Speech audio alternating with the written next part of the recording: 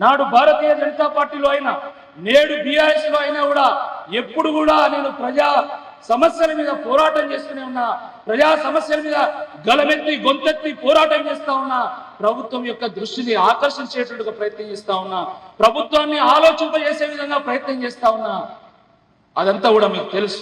ఈ 11 ఏళ్లలో ఎక్కడ కూడా ఒక తప్పటడుగు వేయకుండా ప్రజల మధ్యలో ఉంటూ ప్రజలతో మమేకమైతూ ప్రజాపక్షమై ప్రతిపక్షమై తెలంగాణ పక్షమై కొట్లాడిన తప్ప వేరే ఏం పని చేయలేదు.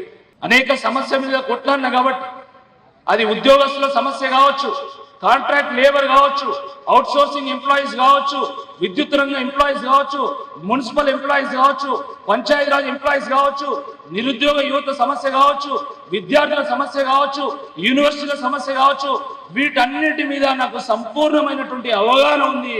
ప్రజల పక్షంగా ఉండడనేటువంటి ఉద్దేశంతో మరి తెలంగాణ తొలి ముఖ్యమంత్రి 70 ఏళ్ళ మన తెలంగాణ కళను సాకారం చేసినటువంటి కేసీఆర్ గారు నన్ను ఆశీర్వదించి మీ మధ్యలోకి పంపడం జరిగింది.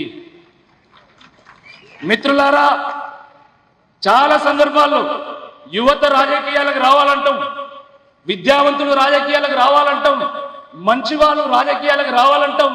నేను విద్యావంతుణ్ణి, నేను ఒక యువకుణ్ణి, నేను మంచి చేసేటువంటి ప్రయత్నం చేసిన వాటి దయచేసి నన్ను ఆశీర్వదించాల్సిందిగా ఈ సందర్భంగా మీ అందరినీ కూడా విజ్ఞప్తి చేస్తున్నాను.